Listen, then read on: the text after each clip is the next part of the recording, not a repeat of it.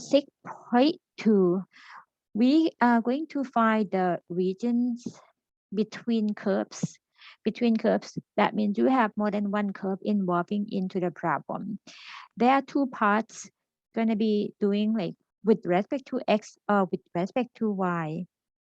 The idea of finding the region, think about when you find the area, okay? The area means you find, if you have the square or the rectangle, that's the length times width. For the area of the rectangle, we know that is length times width, okay? Or if you know the width, you know the length, you just multiply it. For our case, we are looking for finding the area between the curves. The idea of this is to break it up, like to, once we know the interval from point A to point B, what we would do is to do the partition, like break it up into equal sub-interval from point A to point B, and then create the partitions with the width of the delta x. The delta x or the change in x is the end x minus the beginning x divided by the number of the sub-intervals, okay? To find the area, we target one section at a time. So based on one bar, to find the area of this rectangle, if we know the width is delta x, the delta x, and the height of the bar or the length, that is the difference of the two functions.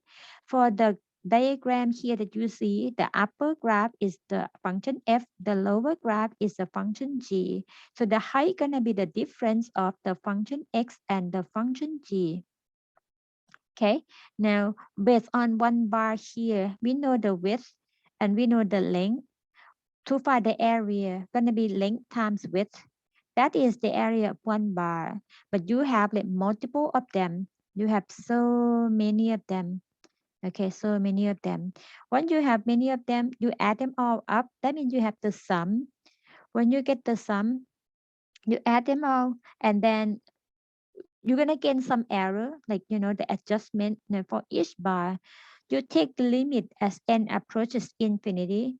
When you take the limit of the summation of the length times the width, which is the change or the difference of the two functions, multiplied by the width, which is delta x. This limit of the summation is the integral sign. You know the bound like from point A to point B. So you obtain the definite integral of the integrand as f minus g, or the upper minus lower function. The delta x is the same as differential x. So the definite integral representing the area between two curves, as long as we know the upper function and the lower function. In our case, the function f is upper, the function g is lower, and the bound from point A to point B. So this case is with respect to x, y is with respect to x because you have the change in x, okay, or the partition, the width is according to the x direction. Or when you move the bar, you move from the left to the right, okay? So that means from point A to point B, starting from the left to the right, and or you pretend like you have the pen or the pencil, you mark it, and then you move the pen left to right. So this one will tell you about with respect to x. I'll walk you through the example together real quick. For this case, the graphs are provided. As you see, the line is y equals 2x, and the curve is y equals x squared minus 3.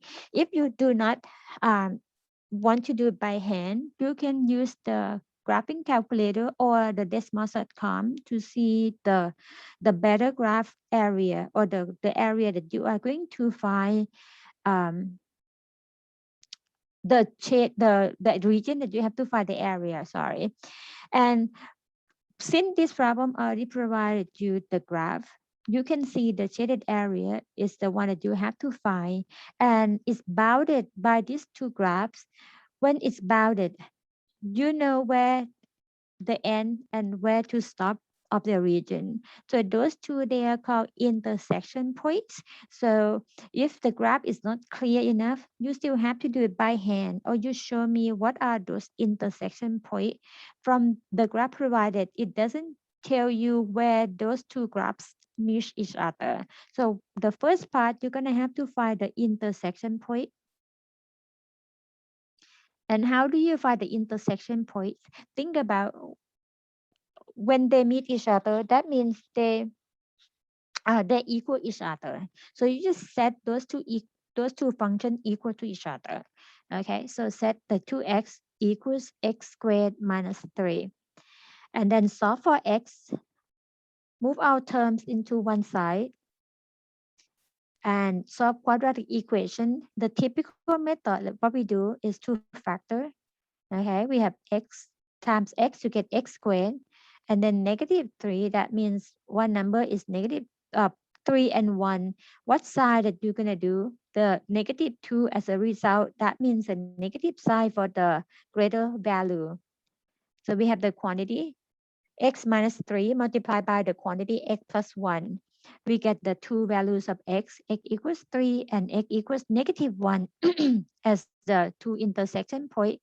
Right here, negative 1. Right here is 3.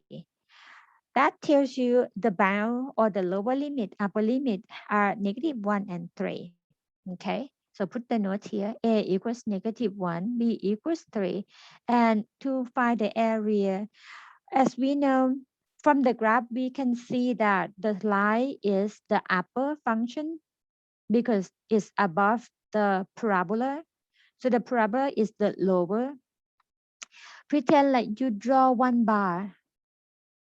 And if you move this bar along the region, one line or one curve stays upper for the entire moving position. The other curve remains as a lower or the on the bottom of the bar for the entire region. Like if you move the bar to the left to the right, one remain upper, the other one remains lower. So this way gonna tell you the delta x as the width. And when you see the delta x, the interval gonna be x from negative 1 to positive 3.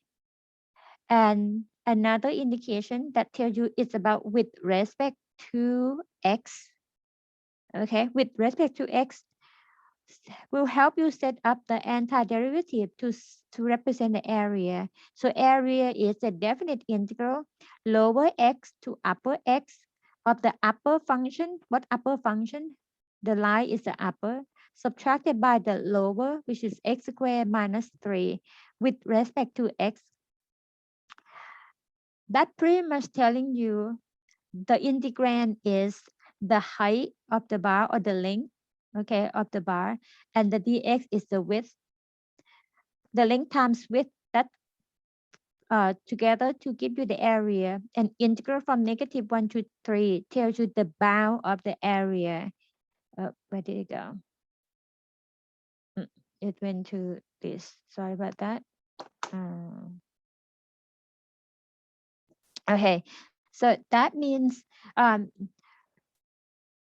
altogether here will give you the antiderivative with respect to x, okay, with respect to x. Now, after you get the problem set up, you're gonna have to clean up the the integrand as much as you can. I would recommend you to clean up as much as you can because you have the negative side of the grouping symbol. If anything, you can add or combine as like terms, go ahead.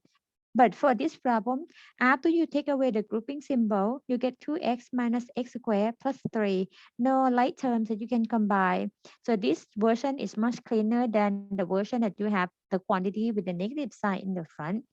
So based on this, you are ready to go with finding the antiderivative term by term. The 2x antiderivative is 2x squared over 2 that return x squared.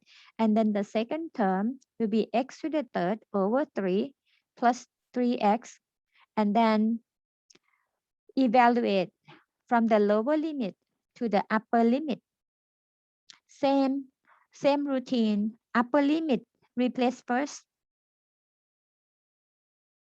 Okay, 3 times 3 here, and then subtract it by replacing with the lower limit. Can be make sure to put parentheses around because this is a negative sign. So 1 over 3 times negative 1 to the third plus 3 times negative 1. And then the calculator should give you the value as 32 over 3. Or you can do it by hand, is either way. Or 10 and 2/3 value for the area between these two curves.